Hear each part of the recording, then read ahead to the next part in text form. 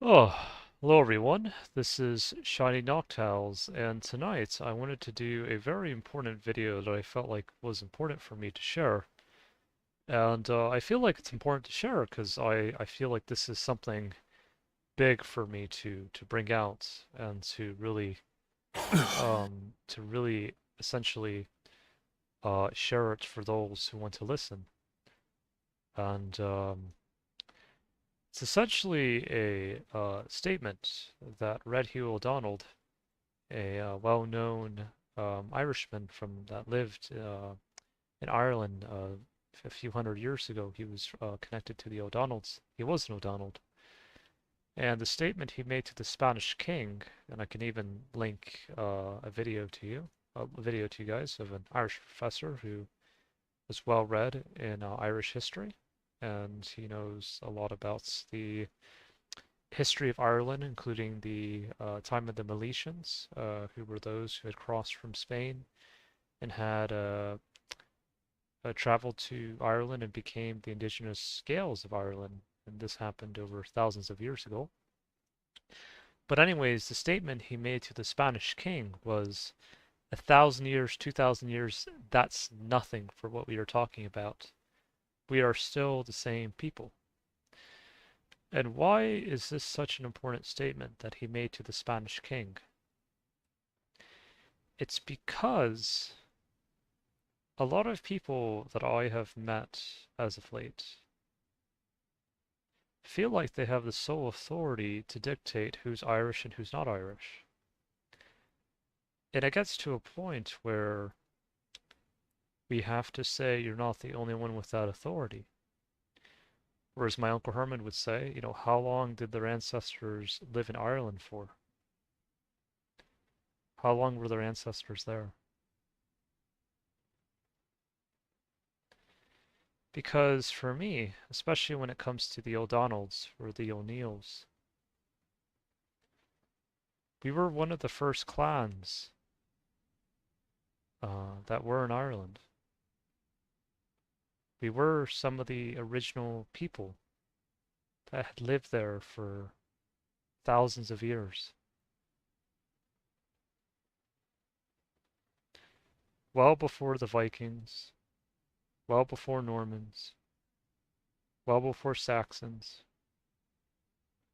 well before the Romans, well before any of these people came to our lands.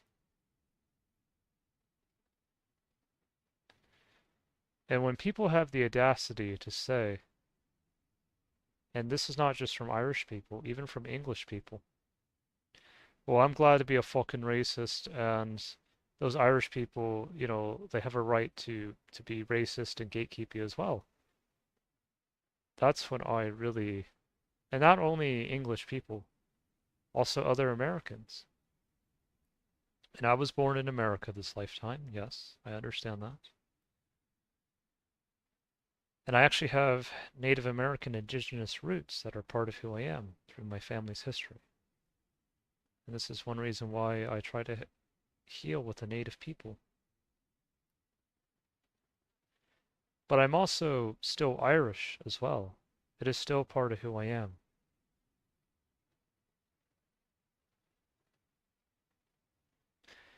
And I stand by that firmly because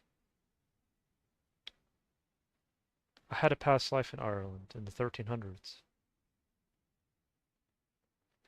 And it wasn't easy during that time. It was a time where we were still oppressed by the English Empire. Some might say the British Empire. I say the English Empire because even some of the Welsh and Scottish were oppressed as well.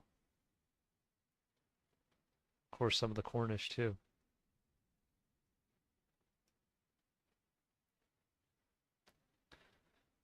And the thing is that now, thankfully, nowadays, the modern day we live in, a lot of the English have been very cordial to me, and I appreciate that. And even some of them have considered me part of their family in a way, at least some from Yorkshire. But then I get other English who say, what gives you the right to what gives you the right to say that you're healing with us when I did nothing wrong? I did nothing that my ancestors had done.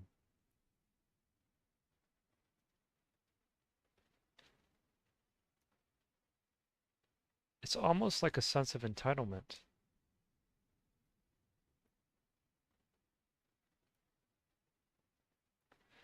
And I say this strongly because I feel very deeply about this. And I know there are some Irish people, and not just Irish, but also Scottish and Welsh and those of the diaspora and even Cornish who feel this way too. Who feel that they've still had to heal with the empire that once tried to subjugate them.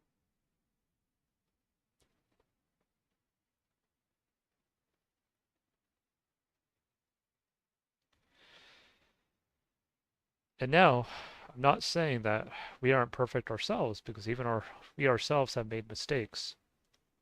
And I don't condone the Irish who wanted to join the Germans during World War II. Those hateful people, and I'll quote what Bjorn, a Norwegian, said. I see him like a brother. His name is Bjorn Andreas Bo Hansen. He said, us Norwegians, at least some of us, we didn't, we weren't for the guy with the ugly mustache, as he says. And the thing is that even with the Norse people, they've tried to twist them. They've tried to twist my brother into these hateful, uh, white supremacist kind of people.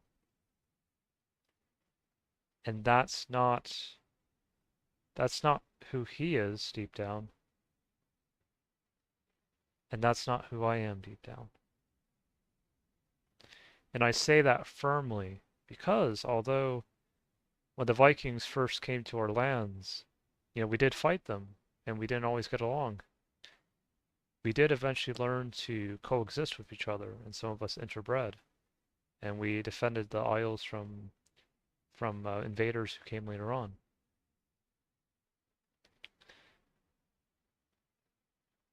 And the thing with Bjorn is he admitted himself that my ancestors, weren't perfect. We did some things that were horrible. We pillaged, we had slaves, and this is not something I'm proud about that some of us did in the Viking Age.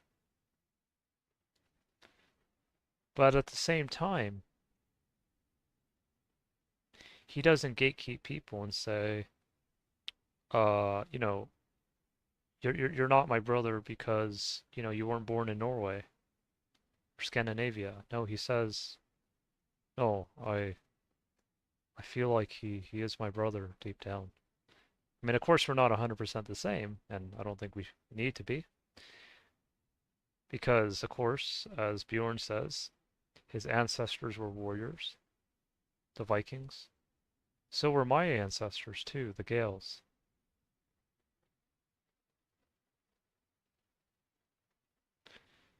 And so I think that it's important to bring this to people's attentions. And not only the Vikings, if you search up other tribes in Germania, there were also the Cherusci, led by a man named Hermann Siegfried, that defended Germania when Roman legions wanted to conquer that area. These were people that they weren't just saying, "Oh, I'm the best race" or whatever nonsense they want to spew, or "I'm proud to be racist." These were people that were fighting against oppression and that wanted to defend themselves and their land and their loved ones.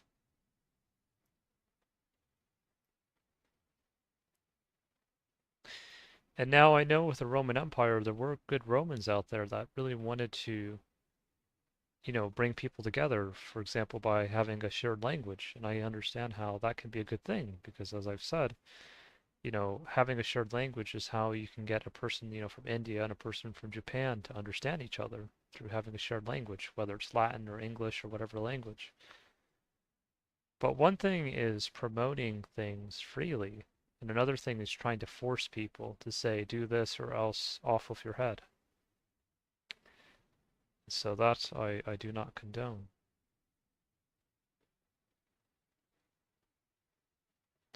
And I'm not saying I'm perfect myself. My ancestors have made mistakes themselves. And so that's why I do what I can to bring healing to those around me, to those who have suffered and whose ancestors have suffered for, many generations, even in this land that I live in now, in Turtle Island, even in North Idaho.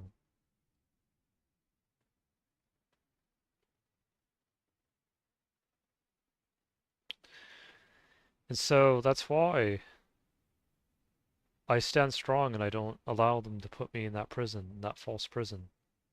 I don't allow them to say we're the only ones who can say who you are, or why are you disobeying your master?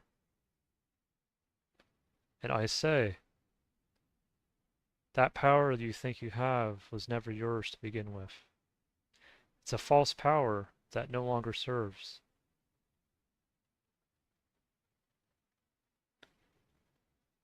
And I believe Bjorn and I can stand by that as brothers.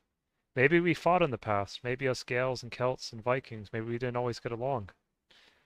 But there were some of us that eventually knew that we had a shared struggle, and that there were those who wanted to eradicate us, who wanted to destroy us because we wouldn't bend the knee.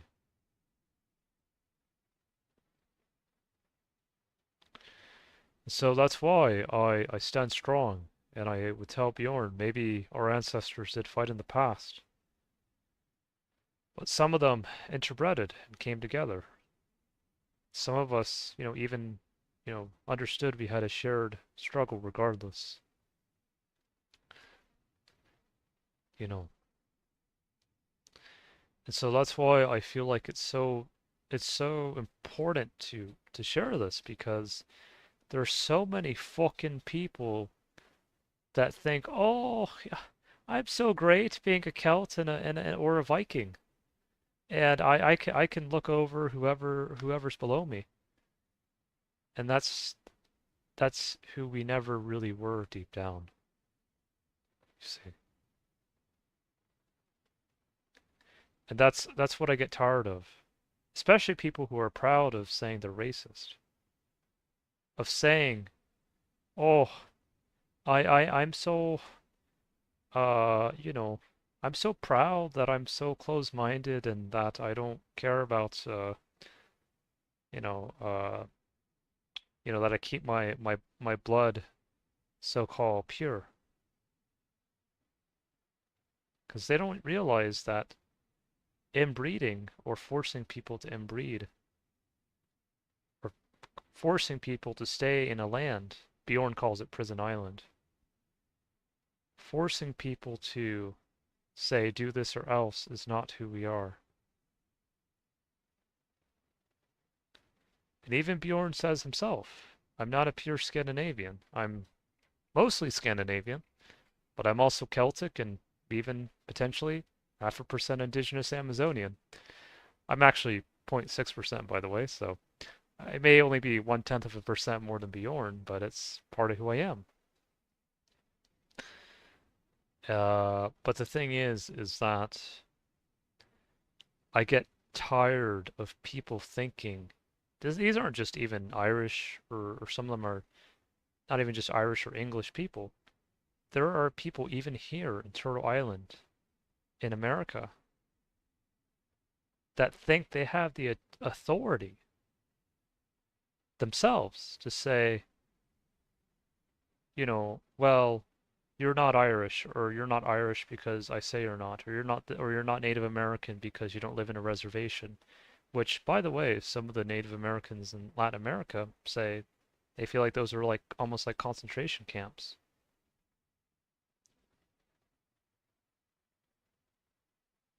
Because the reality is, if they really want to know the real history about the native people, they crossed up and down these lands for thousands of years. Some of them even sailed to get here.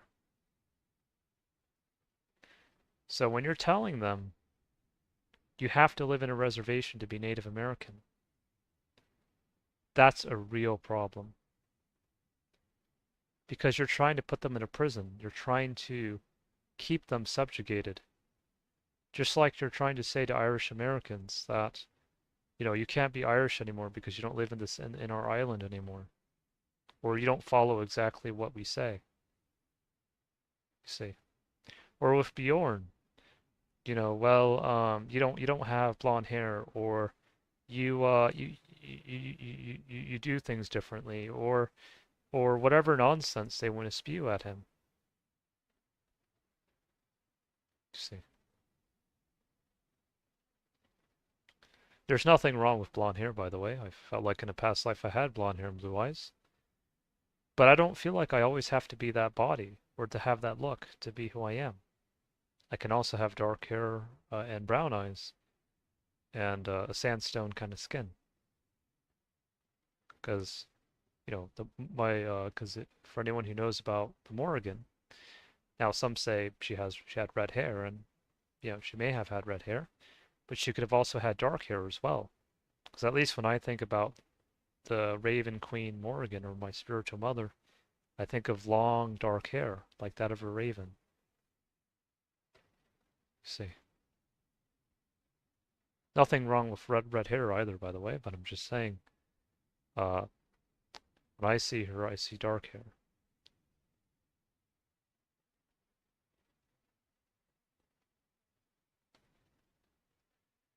And so, that's why it's so important to bring this up, because I think that there are so many folks out there. It doesn't matter where they are. They could be even in Timbuktu for all I care. That want to say, oh, well, you're not Irish enough, or you're not, or why are you culturally appropriating? Why are you? It's like, get a fucking life. It's like, who gave you the authority, the sole authority to gatekeep? You see. And so that's why we stand strong and remember what Red Hugh O'Donnell told the Spanish king. He didn't tell the Spanish king, oh, we're not connected, it doesn't matter, like, you weren't born in Ireland. No, he told the Spanish king, 1,000 years, 2,000 years, that's nothing for what we're talking about. We are still the same people.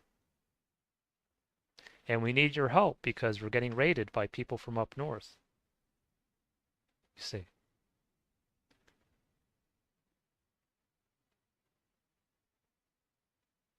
And I don't want any of this blame to be put on, for example, Bjorn, my Viking extended brother, because I don't want him to have to feel like he has to carry that burden, you know, for what happened to us in the past, because there were actually a lot of Vikings who decided to say, no, we're not going to stand for, the people who are now our brothers and sisters to still get raided.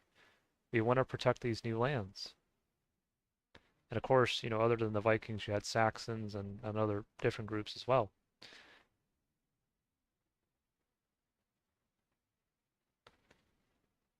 And the funny thing is, there are some, Saxons who say, yeah, England was great until the Normans came.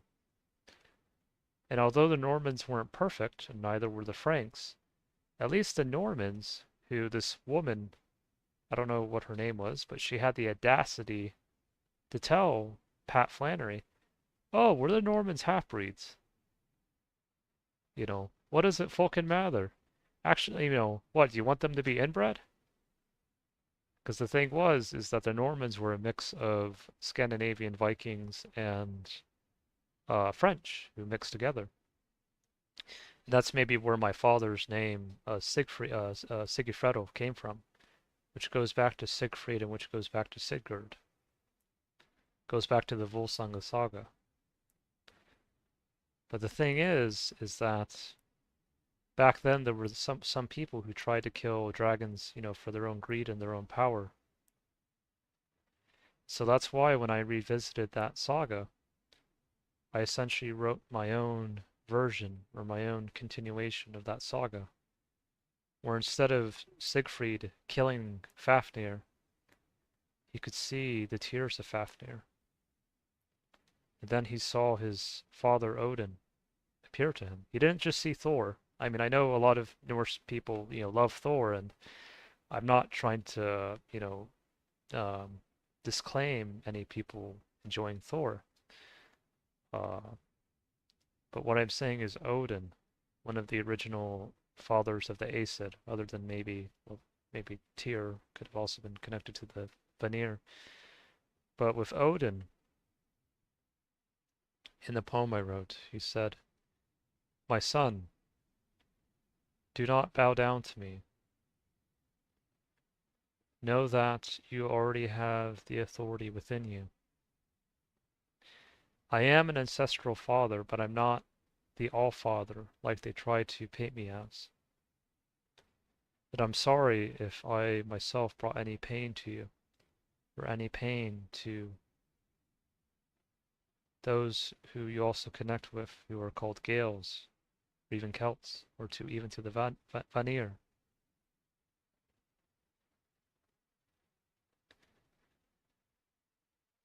And I want you to know that I'm proud of you sharing with them the message of that they can still get back up and they can still see Valhalla. They can still see Bifrost and they can still see the rainbow."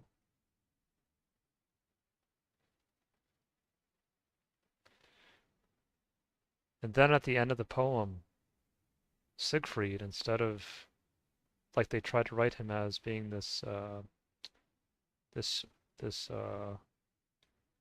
bloodlusted warrior, only interested in power and greed, became a protector. He became a guardian dragon. He understood the real meaning of the dragons. And I know Bjorn, a lot of times he says, I know I'm mentioning not just Irish, but Norse now because, well, we have a connected history with them, and it has become part of who I am. But the thing is that, Bjorn says a lot of times, he's Slavic, or he's part Slavic, you know. And now with the Slavic people, there were the North Slavs, the West Slavs, the East Slavs, and the South Slavs. There were some Slavs, like they say some of the North Slavs, they depicted, and again, I'm not trying to direct this to Bjorn because I don't see him in this way. But there were some who wanted to, uh, paint dragons in a negative way and kill them for their own power. While the South Slavs, saw the goodness in dragons, kind of like how in East Asia, how they tend to portray dragons in more of a wise and protective and guardian kind of aspect, and how, they were protectors and they really meant well. This could have probably not have just come from the South Slavs, but even from the Balkan people who had lived there originally, the Aurelians, the Thracians, and the Dacians, who had lived there for some of them up to 3,000, 3,500 years, well before the Slavs came to our lands. And so, the thing is that the word slave actually came from the word Slav, because, there was a time where, there were various tribes who had tried to keep the Slavs as slaves, but they rebelled, just like we did, because they knew deep down that they were not going to bend the knee and that they would continue forward, just like us Gales did. See, so that in that way we're one, both them and I, both Bjorn and I, we are one.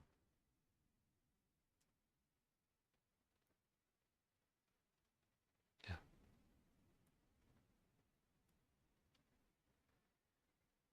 And I feel it's so important to bring that out because there are so many people that I just get tired of them thinking that they're the only ones that are entitled to say who can be this and who can't be that.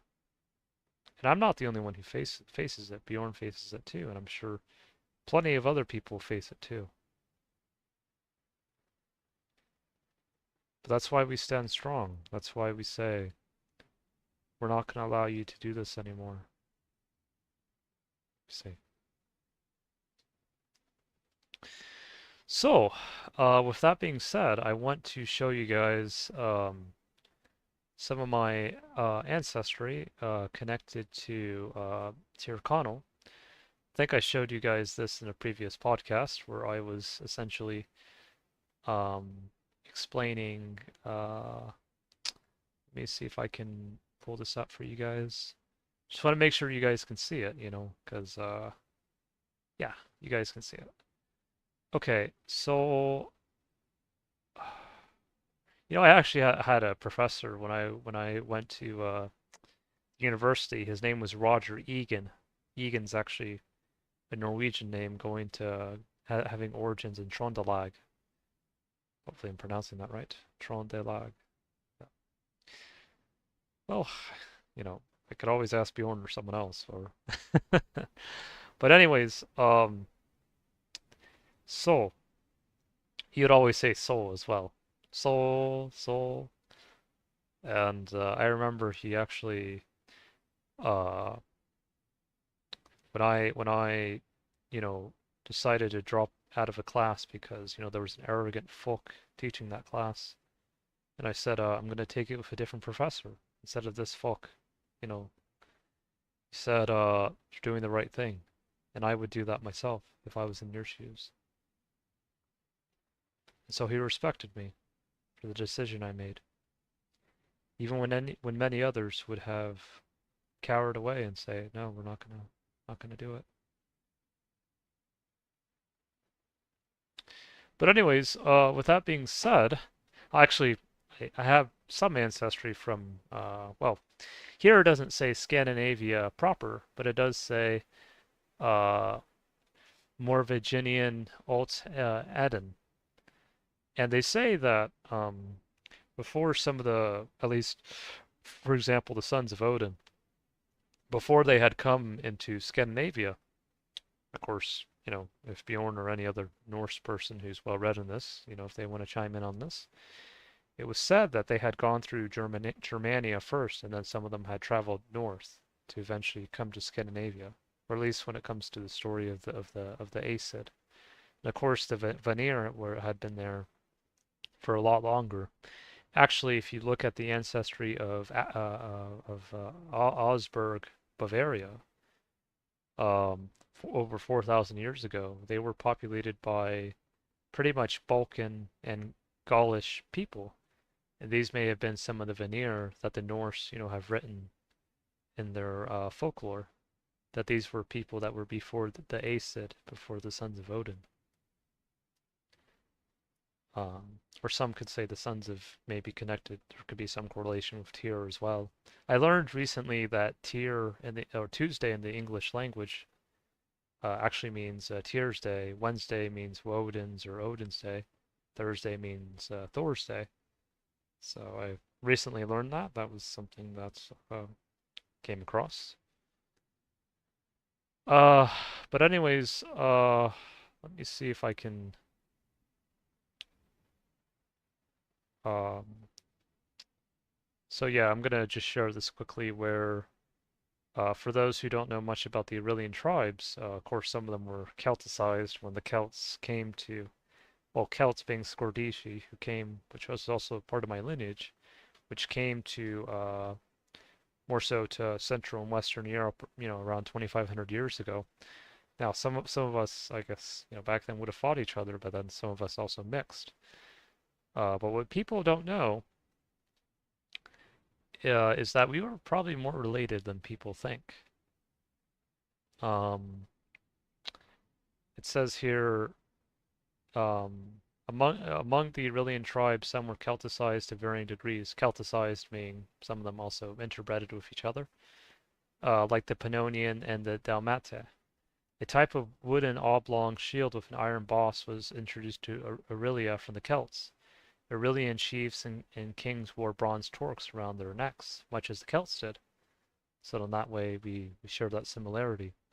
And also, for those who don't know, Alba, the Scottish Gaelic name for Scotland, sounds very similar to Albania. And Albania is in the Balkans, where the Aurelian people were. And you can even see here, a potential connection between Scottish and Albanian people, you see. Because I actually have a lot of connecting to the Aurelian people, or those who would have been, I mean, of course, this is a name that was given to them by the Romans. They wouldn't have necessarily just identified themselves as just Aurelian, but essentially these were a tribe of people that were probably the Milesians who had come to Ireland thousands of years ago from Spain, which is why Red Hugh O'Donnell told the Spanish king, "We are the same people," because it goes back to the Milesians, it goes back to the Aurelians, it goes back to the Balkans, and maybe even as far east as ancient Iran, you see. And they say one of the oldest wars that happened in history was between Elam and ancient Sumeria. This was thousands of years ago. The thing is that we do not die in the sense that, our body, returns to the earth. But sometimes our soul, comes back and we continue coming back. And then, sometimes our ancestries converge into a rainbow where we're no longer just quote unquote 100% Irish, 100% German, 100% Native American, 100% Spanish, 100% Italian, 100% Balkan, 100% Greek, 100% Egyptian. But all those things become part of who we are, part of our rainbow. See.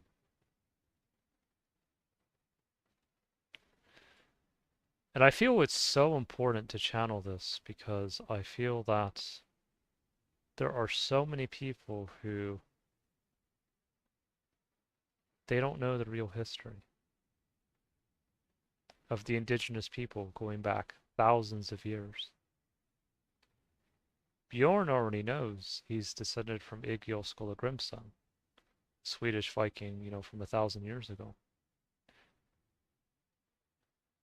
But for me, or for some of us, we have ancestors even going back further, 2, 3,000, 4,000, 5,000 years ago. See.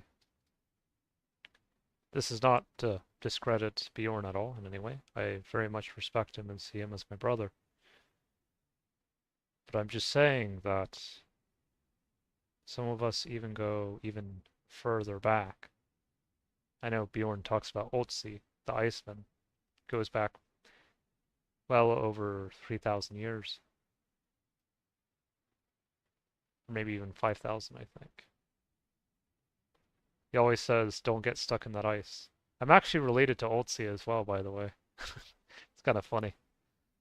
Yeah, how, both Bjorn and I are, are connected, to this guy that was frozen in ice.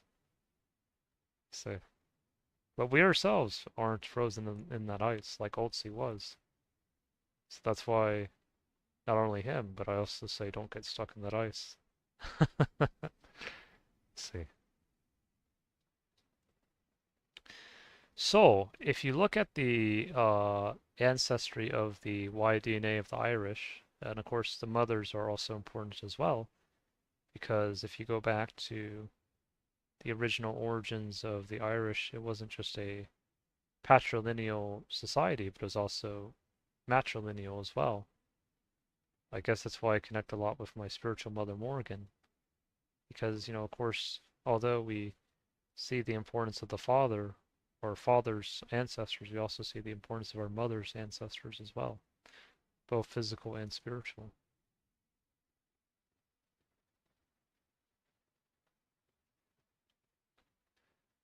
And so you can see here how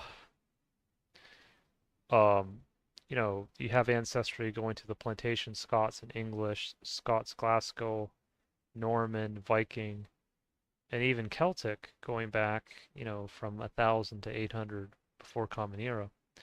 And this comprises, around 90% of the ancestry currently in Ireland. But there's only 3% of the Irish. And maybe this is where some of the folks get this idea, oh, those are the black Irish, those Irish in the west of Ireland, they're just the Mediterranean, the Spanish, they just their ship crashed and, they interbreded with the Irish already there that were all supposedly blonde and red hair or whatever the fuck, they want to come up with. Again, nothing wrong with blonde hair or red hair, because again, I felt like I had blonde hair in a past life, but they're just trying to push their uh, bigoted agenda on other people. And the reality is that some of those people in the west of Ireland, which is also connected to Donegal, it goes back to Milesian and even pre-Milesian times. That, they were there well before Celts. These would have been the Gaels. These would have been the sons of Meal. These would have been the Tuatha De Danann. These would have been the Morrigan, Lou. My name is actually Lewis. Lou still is. Lou is still here. My name, Lewis. See. My name, Gabriel, means messenger. Not Catholic or Christian, by the way. More so pagan, but I've listened to channeled messages from Gabriel, or some would call him Archangel Gabriel, or call him other names. And I connect with his messages of we don't have to stay in that false imprisonment, and it's time to take our power back. And I agree with him on that. And my name, Vivus, now some say it's also a Norman origin. It also sounds like vivas, like he who lives again. The name means victorious warrior, or victorious, or lives again. So if you look at my name in its totality, it's victorious warrior, messenger warrior who lives again. That's my name. That's what my name means. And so we're gonna look at the the Irish ancestry. And so from my father's paternal line, let's see if I can share this with you guys.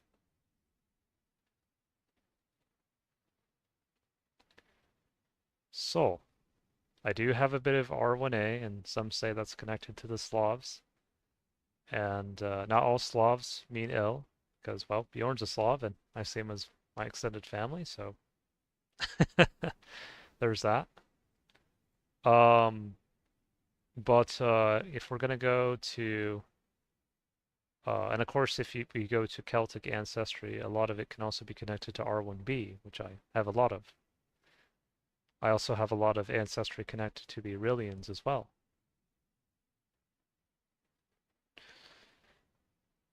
But if we go to ancestry here, I2, which some say I believe is, I'm going to check this again actually.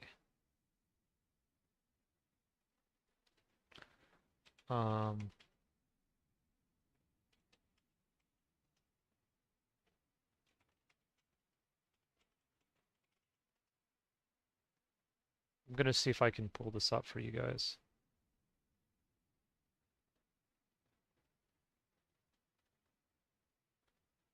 So, they say I1 is Germanic, or Nordic specifically. You can see that a lot in Norway, Sweden, Finland. But I2, or in this case it says I2A, is connected to South Slavic and which South Slavic, they're not just Slavic, they're also connected to maybe we had a shared ancestry and we just met ourselves again after thousands of years. That's what it sounds like to me. Because my ancestry, I have a lot of J2, which is connected to a lot of like pretty much the Aurelians or the Albanians, or pretty much some would say they were even connected to the Plagacians, or pretty much the ancient Greeks, the Greeks before the Greeks. But they say that this haplogroups connect to ancient Greeks and ancient Romans, Anatolians, and even some Mesopotamians, which also could mean as far east as ancient Iran.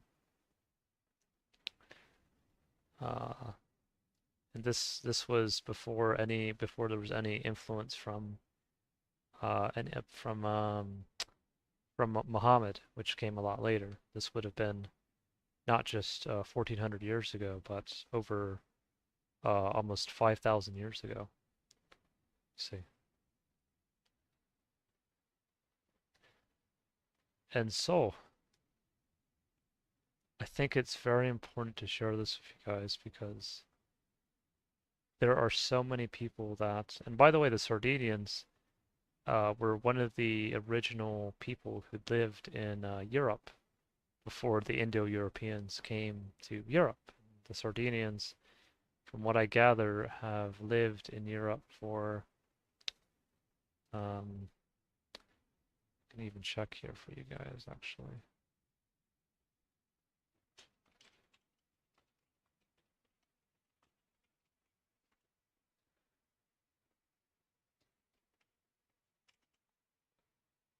The oldest known human remains on Sardinia date back to 20,000 years ago.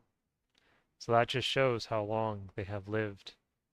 What also says here, Sardinia was first settled around 6,000 before Common Era. So this would have been 8,000 years ago. It's home to one of the world's few founder populations, which grew from just a small number of people. There has been very little immigration over the years, and 75% of the people living in Telana can trace their ancestry back to just 16 original men and women. You see. 8,000 years ago. You see.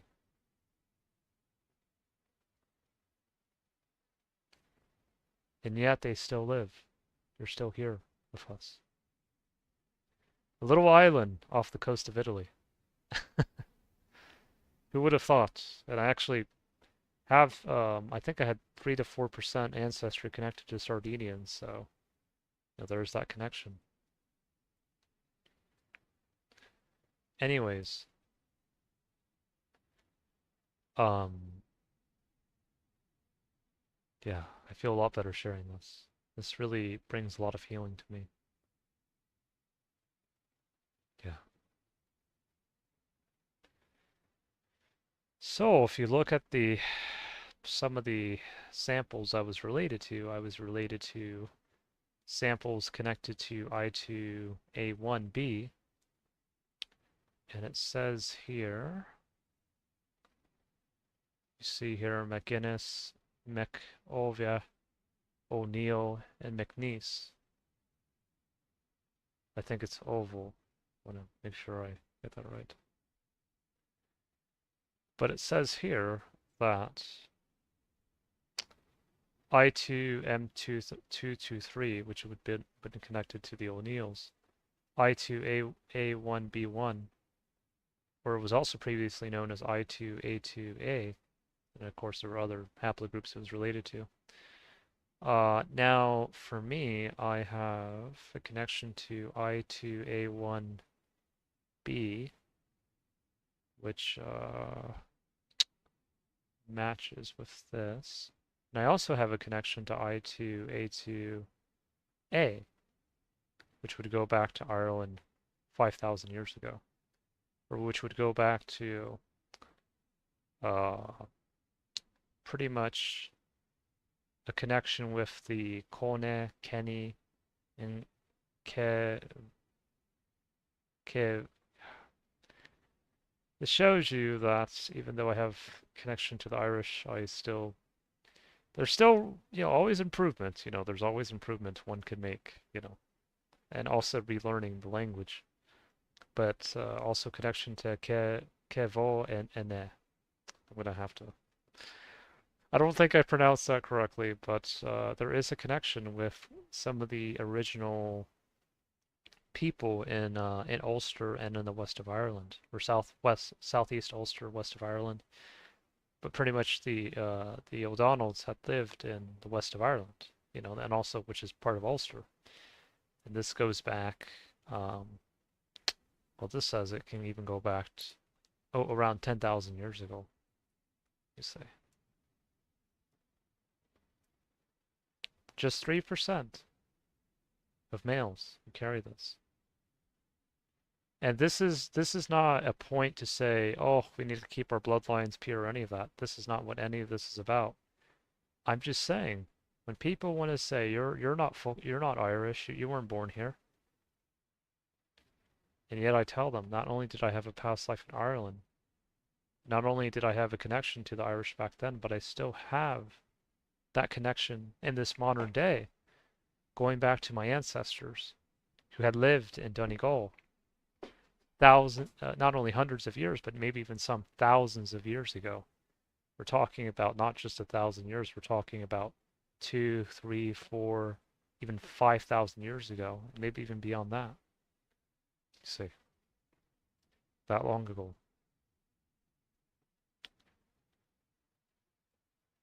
And so, oh yeah, here's Otzi, by the way. Bjorn always talks about him. Yeah. He did a whole video about Otzi and knives and stuff, but this goes back 3,300 years, 5,300 years ago. And well, I'm connected to him just like Bjorn is, I guess. So there you go. But again, don't get stuck in that ice, Otzi. Don't get stuck in that ice, Bjorn. You know, don't get stuck in there. And of course, some people might say, you live too much in the past. But I say, well, the past is still here. Or as, some might say, I connect to those who would be called Pleiadians or even Native Americans, and some say they feel connected to Pleiades. They say that there is no, or like some of the Mayans, like there is no just past, present, or future in the sense that it all exists at the same time for those who recognize it. So what this DNA shows, or my uncle Herman calls it DNA surfing, what this ancestry shows going back thousands of years is still part of who I am. See, it's like what, and I'll see if I can link this video. I'll link several videos because I want to share all these to you guys. Uh, there was an Irish man from Donegal. He reminded me a lot of my grandfather from my mother's side. I loved my grandfather. He's a very good man, deep down. And he said, we're pure, perfect, and eternal. We are not just this body. Even when our body passes away, our soul still lives on, and some of us can even come back. You see, we're not stuck in in a dash. We're not stuck in just linear time. We still go on. It's like I tell people, I'm no longer that body that was buried in Donegal, Ireland in the 1300s, and yet I'm still here. I still live. You see, I think it's so important for me to bring this out because it really is. It's healing for me. It is. You see.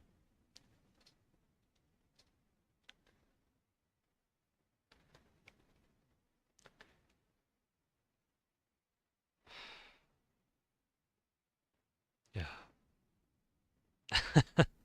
You can tell how long I've been holding this in for. It's really been a long journey for me. And oh, by the way, I also have a connection to not only to Sardinian people or people who are Balkan people or even maybe some South Slavic people. I even have a connection to Nordic people or I1. And so these would have been, of course, some people who had lived in, Scandinavia, Norway, Sweden, Finland, Denmark. Um, I can even check where this kind of matches. Um,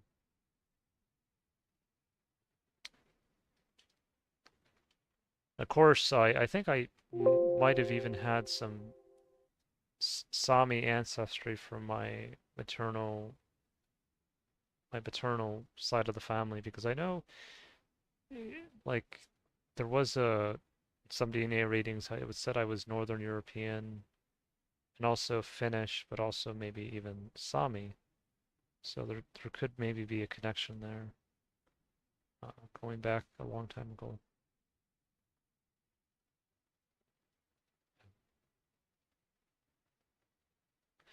Actually, some of the Native Americans they call the Sami the White Indians because they say the Sami, they may have blonde hair or green or blue eyes or a paler skin tone than we do, but we still are family.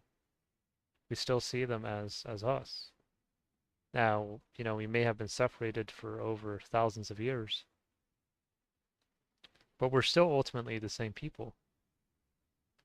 Whereas the native elder, I almost feel like one of the Sami want to like hug me in a vision saying thank you for telling them this. It's like what the Lakota elder,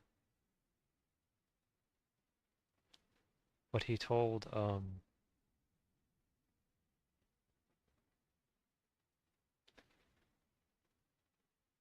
what he told Peter Sentinello, the Irish, or not Irish, Italian American.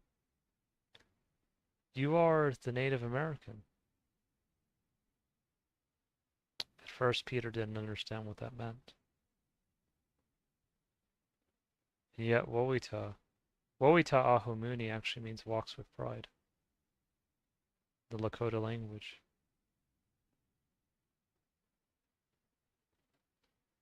He told Peter,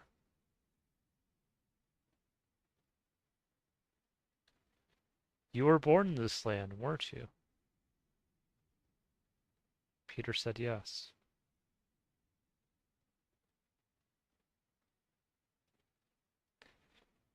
And Wowita was trying to tell him, now you are part of this land. You're part of the extended family.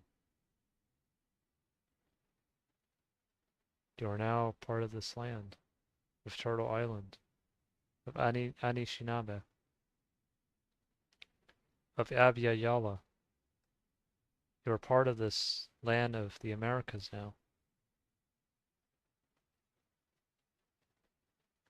He didn't tell Peter, go back to Europe.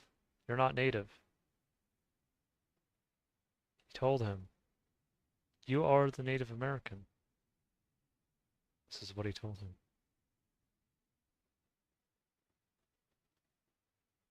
See. And I remember when I saw the video of the Sami when they had gone to Standing Rock. And I believe Standing Rock is, I want to make sure I get this right. Because again, I myself, yeah, I don't know everything. And I think Standing Rock is in, you can see how they're really trying to defend their lands. You, just by the photos. So, Standing Rock is in North Dakota. Okay, so I learned something new today. Okay, so just want to get that right. Again, I don't know everything myself, so I try to learn, to educate myself, and to help educate others. Um, when the Sami, and I'll even link a video where the Sami spoke to an elder from Standing Rock. He told the Sami, "You're welcome here anytime." He saw them like family. See, didn't matter what they looked like. They were still family. They were still connected.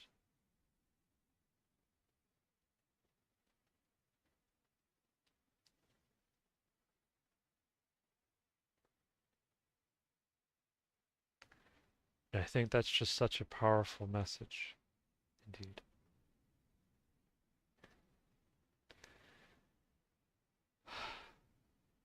It takes a lot of strength to share this.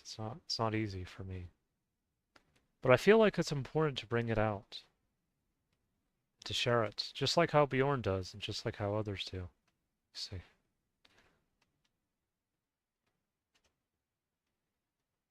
So, let's learn about some of our Scandinavian roots. So, for those folks that say, oh, you can't possibly be Scandinavian, your father just got that name off of a whim. He could that could have never been part of your ancestry. So, anyways, it says here, the northern it said, well, let me read this first part first. All Germanic tribes expanded from a small geographic core around Denmark and southern Sweden within the last 2,500 years. Okay, I learned something new. Variation, this would probably been maybe around the time of the Aesir when they had come to our lands before the Vanir. This is what I'm kind of thinking. Because before then it would have been, well, at least I can't say for Scandinavia exactly, but at least with, like, for example, Bavaria, 4,000 years ago would have been connected to uh, the Gauls who were, I think, might have been R1B, and then the Aurelians who were J2. Or it was like a mixture, because I think R1B had been there, just the haplogroup had been there a lot longer, or had been there before. I can actually even check this.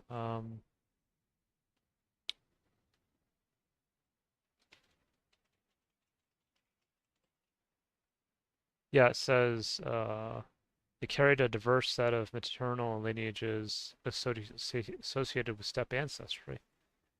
Maternal lineages were on the other hand, the paternal lineages were on the other hand belonged entirely to haplogroup R and R1B, both of whom are associated with steppe ancestry.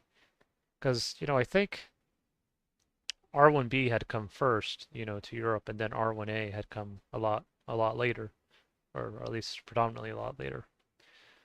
Um, but anyways, so when it comes here with I1,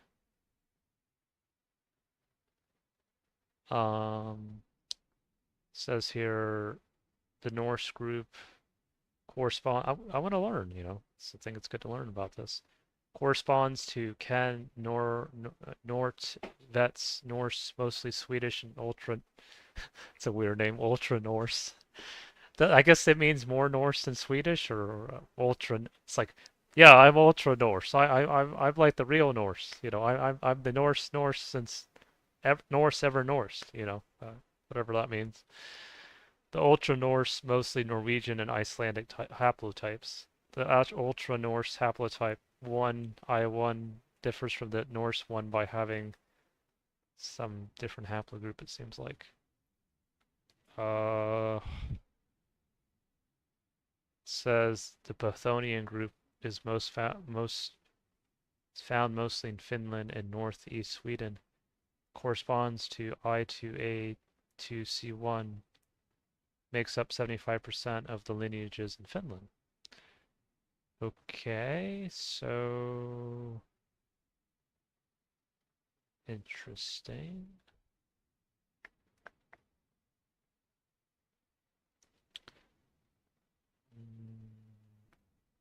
Southern cluster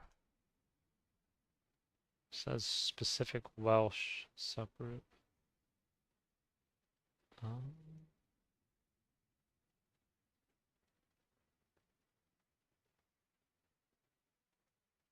Trying to understand this a bit better. Because I know that, like, for example, if I do, sorry, oh, uh, no, it would be,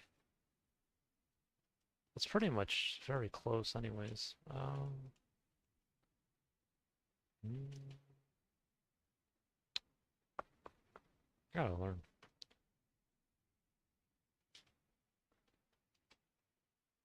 Hopefully you guys are learning as well, because haplogroup.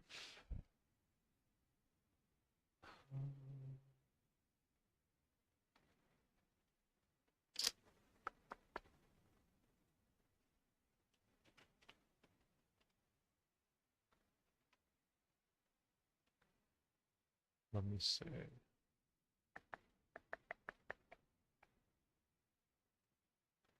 Says this haplogroup accounts for approximately 40% of all patrilineals among the Sardinians. All right then. Wait. No, no, no, I'm looking at I1, not I2, my bad. Did I mess that up? I sorry if I did. That wasn't my intention. Uh no, I meant to do I1, not I2. My bad. Okay. I sorry about that. I just didn't mean to do that. Let me see if I can.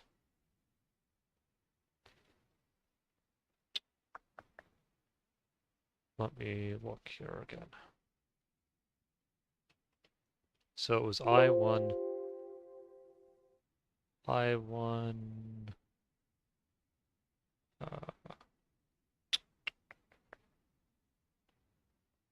shows you the group I1.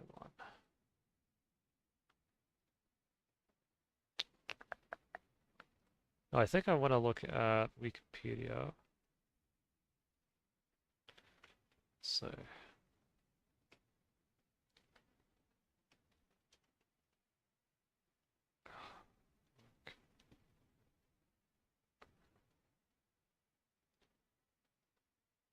oh, here's something interesting. While haplogroup I1 most likely diverged from I as early as 27,000 years ago in the Gravettin, so far DNA studies have only been able to locate it in 3 Paleolithic and Mesolithic hunter-gatherers. As of November 2022, only 6 ancient DNA samples from human remains dating to earlier than the Nordic Bronze Age have been assigned to haplogroup I1. A hunter-gatherer from the Azelian in Spain, northern Spain, southern France, dates back to almost 13,000 years ago. So, there you go. For the first is a DNA. This is from around 9,000 years ago. First is a DNA sample from a Scandinavian hunter-gatherer in Gotland, uh, Storo Karlsson. Hopefully I'm pronouncing that right. It says here Hungaria. So there's a connection. Scandinavia. Steppe herder, battle axe. Um, uh,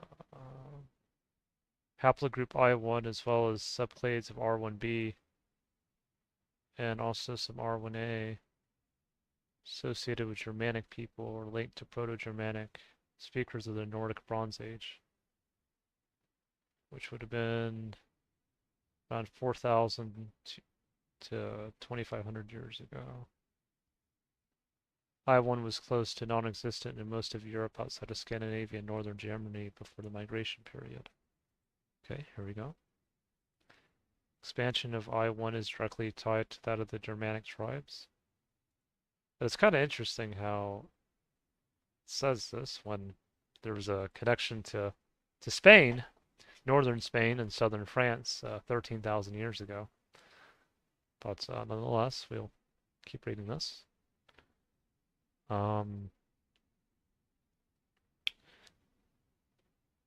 I1 is directly tied to that of the Germanic tribes. Starting around 900 BC, Germanic tribes started moving out of southern Scandinavia and northern Germany into the nearby lands between the Elbe and the Oder. between 600 and 300 before Common Era, another wave of Germanic migrants or Germanics migrated across the Baltic Sea and settled alongside the Vestula, which is in Poland. That area resulted in the formation of the Wellbork culture, which is associated with the Gulfs.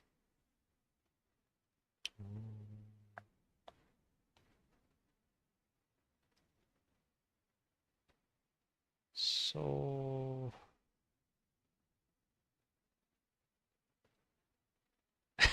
I'm trying to still figure this out here. Well, in the sense that um, it's not really telling me which Scandinavian group this haplogroup was connected to. But I mean, it's close enough, I guess. I mean, and it's not even just in Scandinavia. It was also found in Spain, 13,000 years ago, which I also have ancestry from Spain. So there's that. There might have even been some correlation with some of the veneer as well, before the Sons of Odin, maybe connected to potentially connected to this group as well. Um, I'd have to learn more about that to be honest, but it says here, how did I-1 become Germanic? From 2800 before Common Era, a large-scale cultural and genetic upheaval hit Scandinavia with the arrival of the Indo-Europeans from Eastern Europe, who introduced the Copper Age and early Bronze Age to the region, particularly without Neolithic transition. The first Indo-European groups to reach Scandinavia were the corded wire people from modern Russia, Belarus, and Poland, who are thought to have been predominantly to haplogroup predominantly to haplogroup R1A, with a minority of R1b and I2A. These people share some maternal lineages as Scandinavian I1 inhabitants, including maternal groups UTE, U4, and U5. I know from my mother's lineage, my maternal side, because I think it's good to connect with both. There was some connection here to U5. Also, uh, yeah, at least U5, I know that. And I know when I go to, like, when I look at my father's ancestry, a lot of it is connected to a lot of Gaelic and Scottish clans. I know my mother's side has a lot of connection connected to Danish, uh, Norwegians here somewhere there, French, Holy Roman Empire, King of Saxony, Sardinian royalty. My mother, she actually told me a quote that said, or something, she said something to me that the hate that divides can be overcome by the love of a mother. And I believe this is true because I also felt that with my spiritual mother, Morrigan, as well. And I would also tell her it can also be overcome by the love of a son, too. Now, when I look at my mother's uh, lineage, going back to my mother's mother, my mother's mother, my mother's mother's mother, I think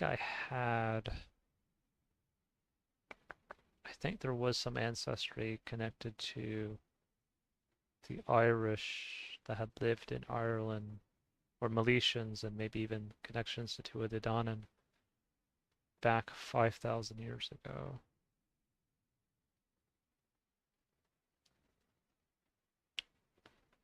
Let me see if I can bring this up here. Because I think it would have been probably some maternal haplogroup T. Oh yeah, yeah. So for my mother's line, we have a lot of T2, and you can see right here, 3000 before Common Era, there was also a connection connecting my mother's maternal group to to this haplogroup. So I think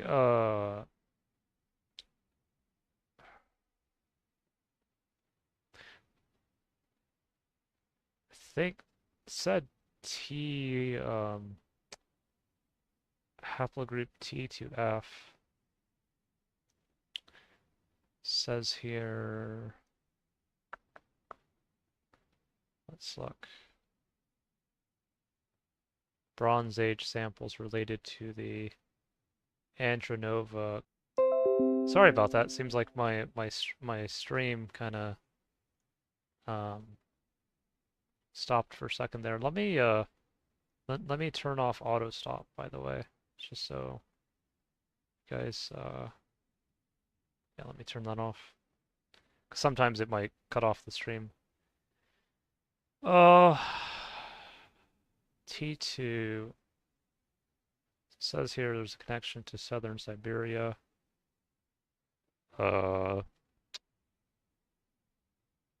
Connection Bell Beaker site. T2A is found mostly in eastern central Mediterranean Europe, but has also been found in the British Isles. Not, well, I'd say Celtic Isles. And even more than Celtic, I'd prefer Gallic Isles, because even before Celts, there were Gaels, you know. Gallic Isles. We can say Celtic or we can say Gallic. We can say Celtic, Gallo-Celtic Isles. How about that? How's that? Gallo-Celtic Isles. I think I like that. I like that better. Because, you know, I think they have a saying where not, you know, every Gael is a Celt, but not every Celt is a Gael, which is kind of interesting. Not a bad thing though, but I'm just saying I'm more than just Celtic. I'm also Gallic, you know. Says here, T2A1B has found mostly in eastern central Mediterranean Europe, but has also been found in the British Isles, Scandinavia, and the Caucasus, Kazakhstan, Iran. So remember I talked about Iran earlier, ancient Iran. Goes back, you know, well before even the Persian Empire, Muhammad, any of that.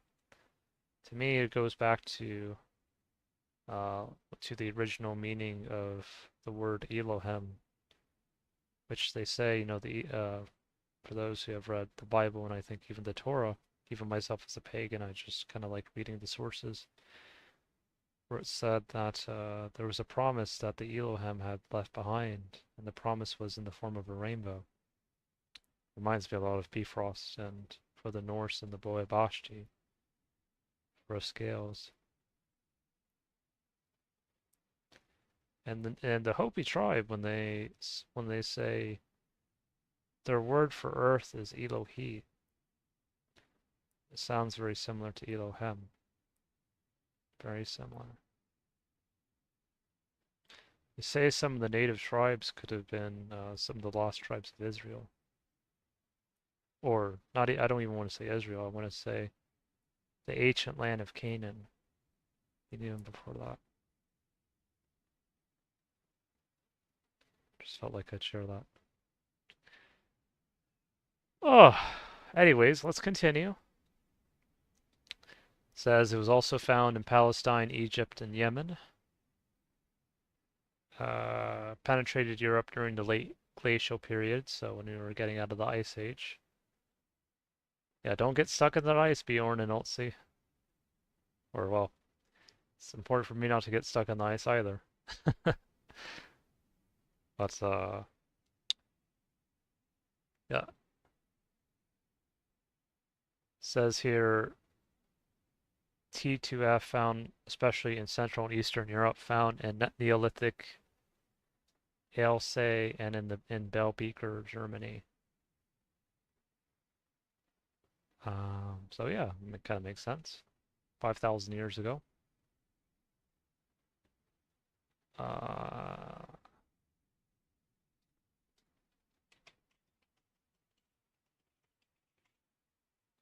Oh, Alsace would have been in eastern, what we know today as eastern France, northeastern France.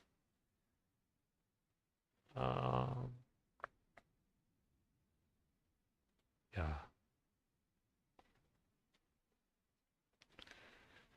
Yeah, I'm really glad I can share this with you guys. It really makes me feel better because it's been on my chest for a wee while, but I feel better bringing it out. I do.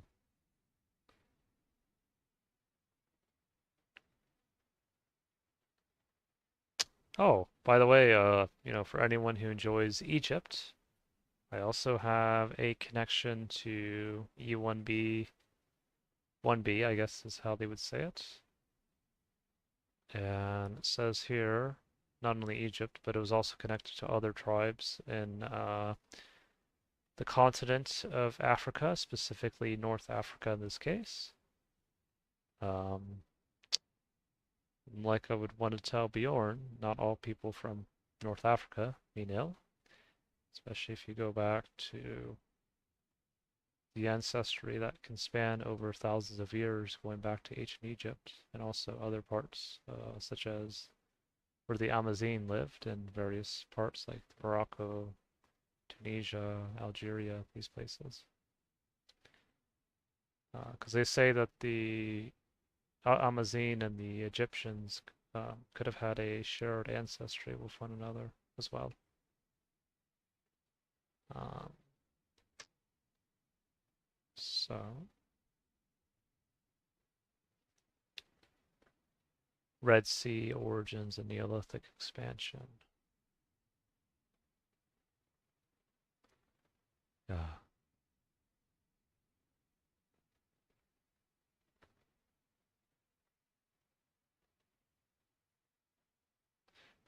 Represents the last major direct migration from Africa into Europe.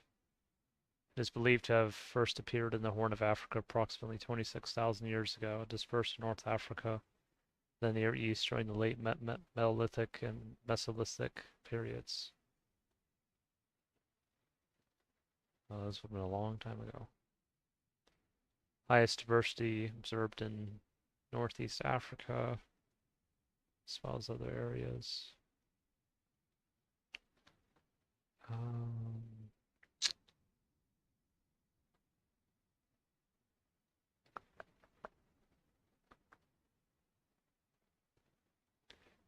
Phoenicians, Greeks, and Romans. The ancient Greeks contributed to the rediffusion of more EM34.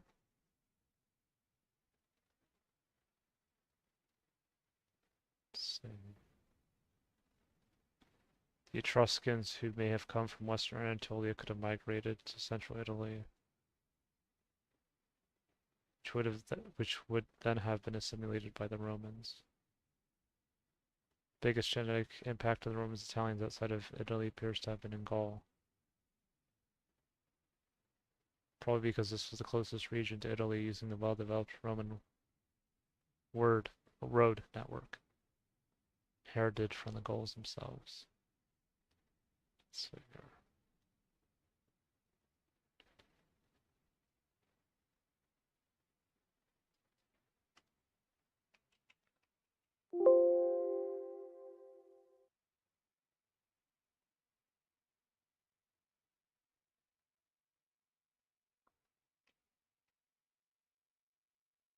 Let's see. Oh, and it even tells you like which groups you could have been connected to. So it says here this specific one is connected largely to the Balkans, which I have. Let me look.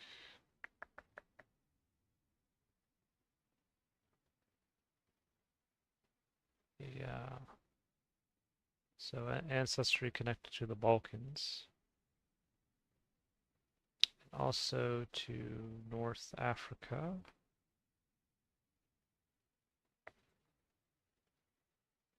Which I think.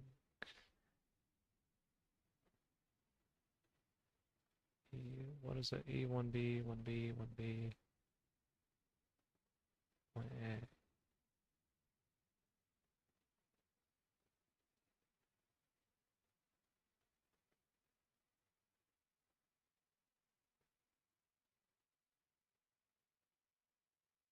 Yeah, right here.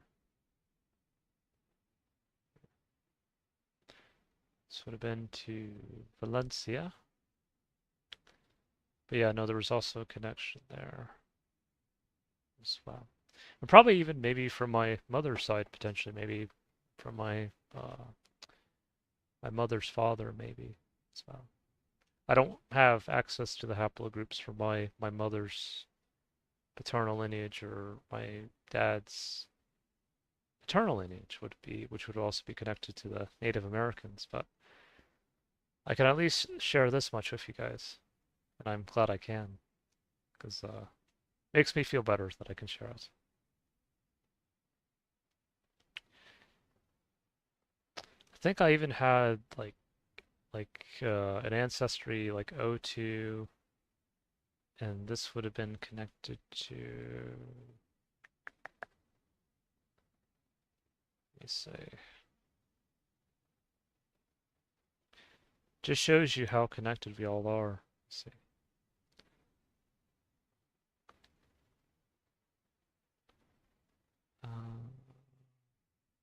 I don't even think O is included here because it's more so an ancestry connected to East Asia, really.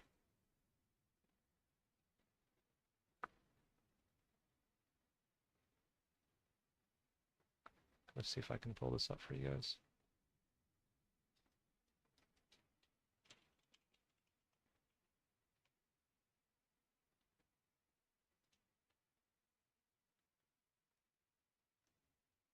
So, A02, A2.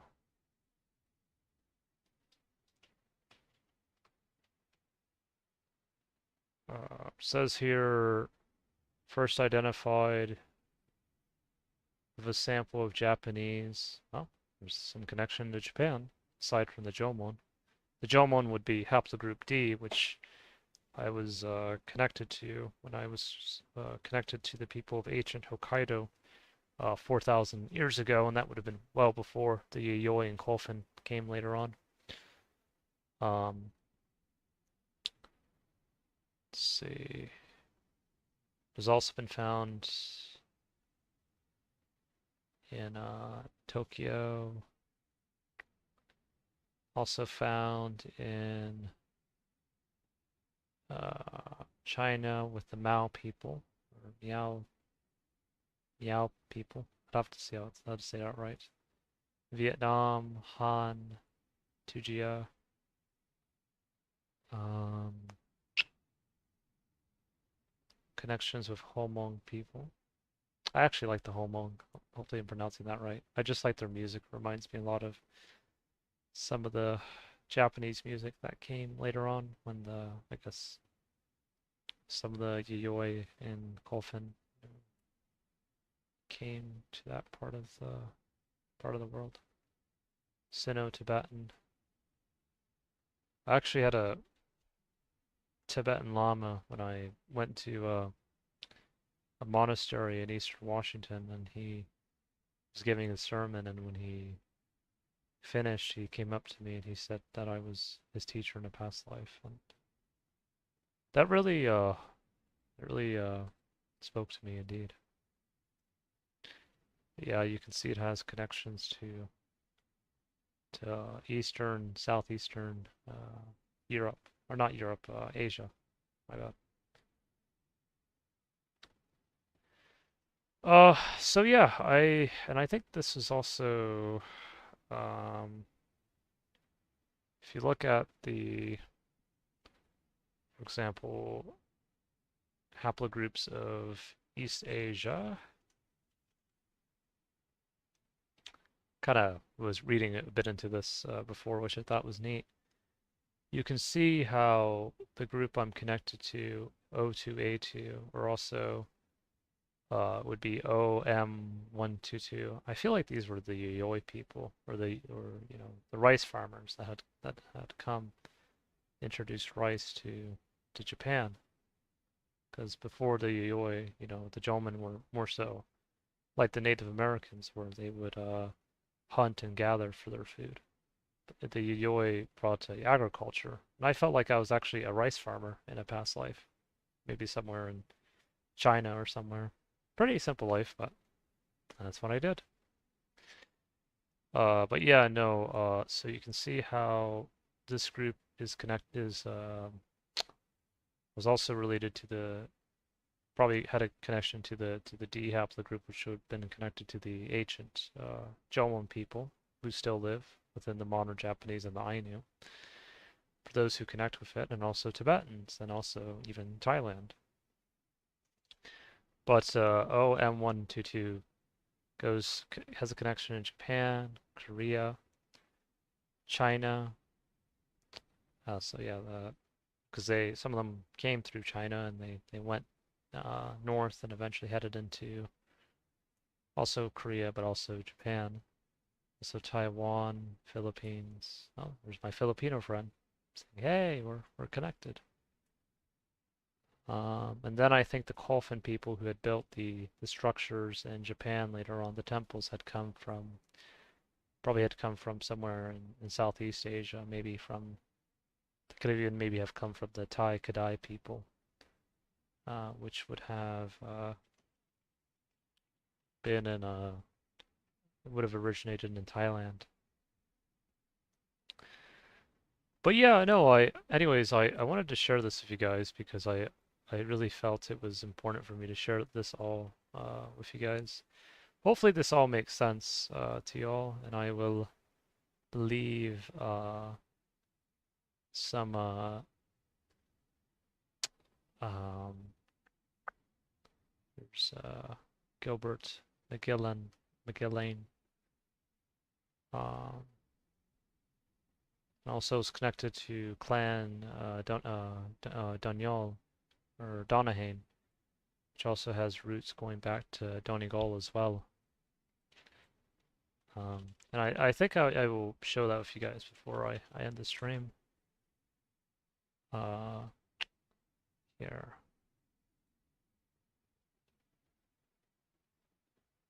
There was a site I went to that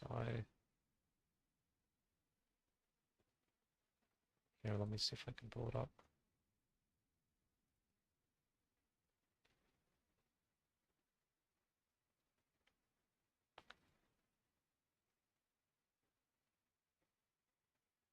Let me see.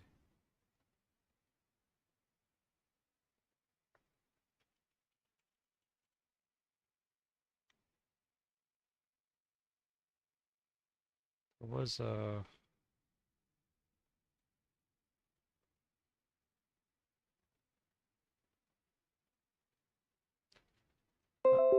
I'll see if I can bring this up for you guys because I remember there was a site where it was essentially showing the connection between the Clan Donahane and then the O'Donnells and the O'Neills.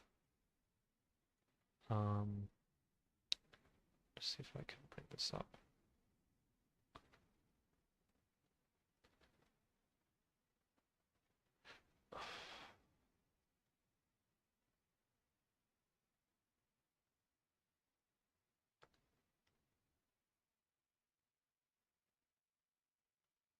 Let me look. Oh, here. Clan Robertson is a Scottish clan.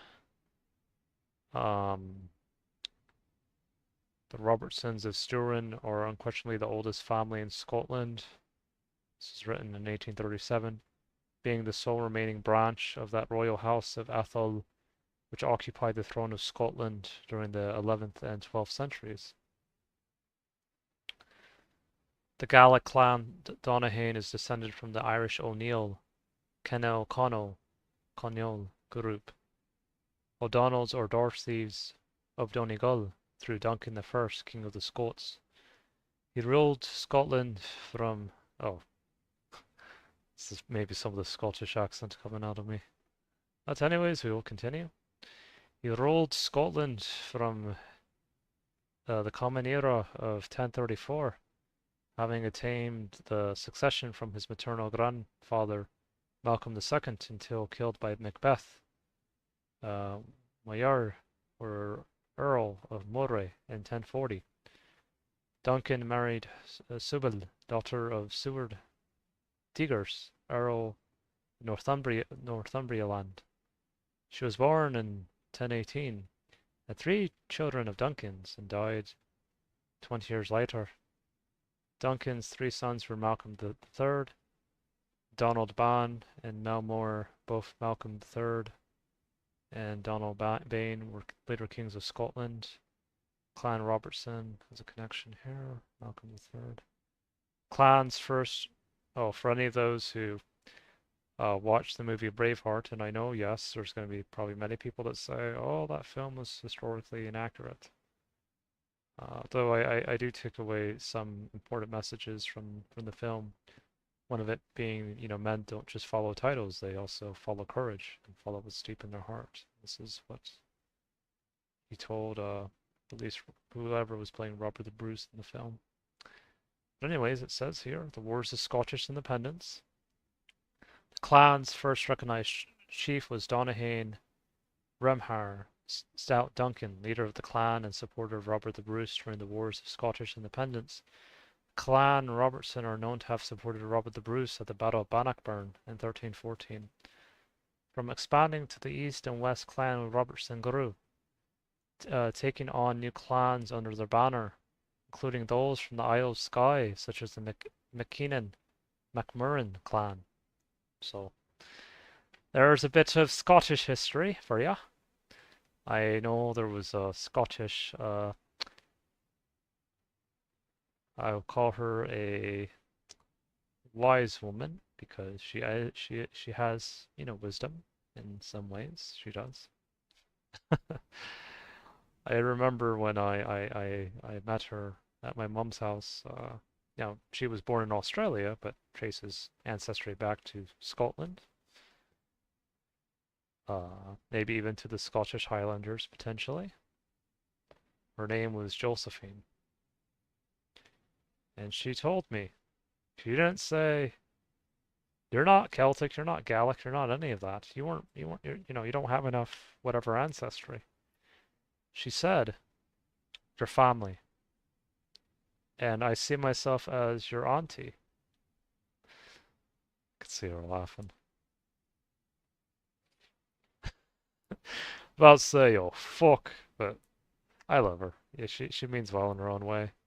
We're not all perfect, but it was really nice to get that connection from Scotland. Uh, and anyways, I remember when I told her, I don't know if I remember the Celtic language, and she said, yes, you do, you just don't know it yet. And she literally shouted it. I'm surprised no one else said anything. She shouted, yes, you will remember. And when I told her about the Morrigan, she said, wasn't that the Queen Witch of Ireland? I said, yes, they see her as my spiritual mother. But I also feel like it was good to have that bridge between Scotland and Ireland because I know Scottish and Irish, have not always gotten along well with each other. We've had some fights with each other, and maybe some of that could have also been influenced by the Vikings and other groups. But it's just like I think about that film in Braveheart where where whoever was playing Edward Longshanks, he wanted the Irish and Scottish to fight each other. And they said, "Hey, no, like we're family, Hey, well, welcome back, brother." And then the Longshanks was like, "Wait, why aren't they fighting each other? Aren't they so aren't didn't we want them to kill each other?" And then both we would say, "No, you fucks, we may fight each other just like us Gales and Vikings do, but we still know, what's deep in our hearts and what really matters. And what matters is, throwing you off that, lofty pedestal that you're on. Um, but anyways, and I can also include some of the Welsh and Cornish in this as well because I see them as family too. But anyways, I just wanted to share that, and I hope I could see what's his name? I'm not gonna say what's that bloke's name. No, I actually like him. Uh, I'm not saying that I don't like other people. I just like him. Uh, what's his name? Other than there's two Scottish YouTubers I watch. One of them is what's this guy's name? One of them is like yeah. So this is one of the Scotsmen I watch. He's actually dating a Brazilian. What's this guy's? I think his name is like Sean. I think that's what his channel name is.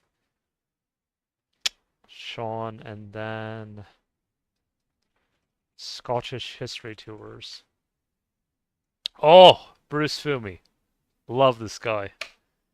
He has such an interesting background as well, where I think his father was Ghanaian and his mother was, well, he thought she was more so mainly Scottish, but she turned out to be a fair bit English as well, which he wasn't happy about. But I think he's gotten over it. I think he's learned to heal with the English, I hope. Not now doesn't mean they still can, walk over, and say, do whatever they want. But I don't see that in Bruce at all. To me, he's as Scottish can Scottish. And I say that with conviction because I really mean that. He has studied and studied and studied and studied and studied and shared so much about Scottish history that if there's anyone who wants to know about, Robert the Bruce, William Wallace, uh, Scottish independence, even I would say I would even extend it to some of the Highlanders, and of course Lowlanders as well. He knows the history. He knows the ins and outs, as someone would say. Yeah, and he has a good attitude as well. So it's another thing I like about him. And he's also had his own fair share with racist folks, but he's a strong man.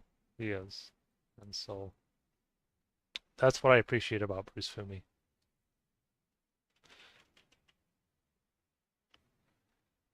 And then also, yeah. So and this is Sean. He does a lot of videos like going to the U.S. and trying out food in New Orleans and California and all different places. I remember my friend Ben. His mother was from Wales and his father had served in the Civil War going back, over 100 years ago.